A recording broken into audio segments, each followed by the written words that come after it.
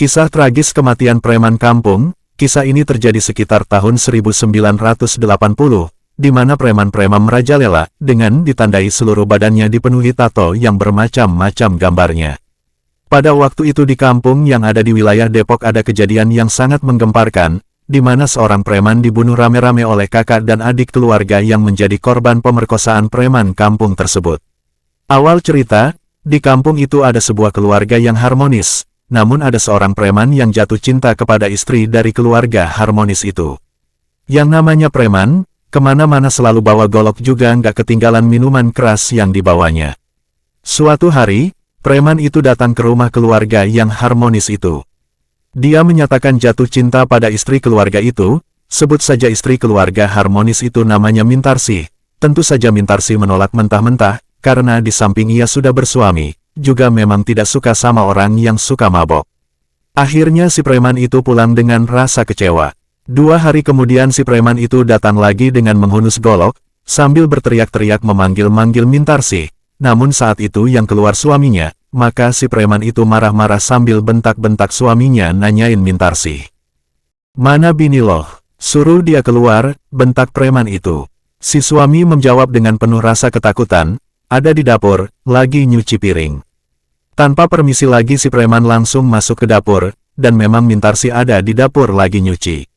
Dipegangnya tangan Mintarsih serta lehernya ditempeli golok, Mintarsih dipaksa untuk melayani nafsu bejat preman itu.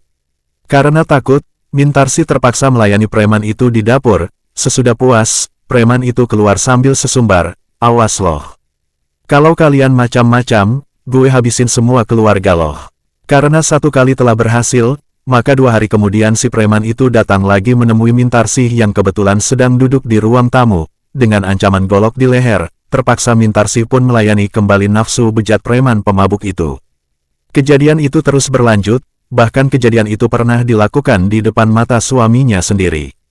Tapi karena takut, suaminya tidak bisa berbuat apa-apa, dia hanya bisa meneteskan air mata melihat istrinya diperkosa oleh preman itu. Akhirnya suaminya datang ke rumah kakak dan adiknya, dia ceritakan semua yang terjadi pada keluarganya. Mendengar pengaduan itu, kakak dan adiknya sangat marah, maka mereka sepakat untuk menghabisi preman itu. Yang katanya si preman itu tidak mempan dengan senjata tajam itu. Dan disusunlah rencana sedemikian rupa. Beberapa hari kemudian preman itu datang lagi, dia teriak-teriak di luar manggil-manggil Mintarsih dengan kata-kata yang tidak senonoh. Mendengar suara preman itu teriak-teriak, akhirnya suami Mintarsih datang mempersilakan masuk. Pas si preman mau duduk, tiba-tiba dia dihantam oleh adik suaminya dengan balok kayu. Pukulan berikutnya datang dari kakaknya, dan juga suami Mintarsih yang sudah lama menyimpan dendam. Mereka memukul preman itu dengan kayu tanpa henti-hentinya.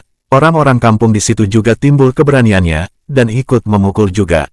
Akhirnya tamatlah riwayat preman kampung si pemabok yang katanya punya ilmu kebal itu, dengan darah bercucuran di sekujur tubuh dan kepalanya yang remuk.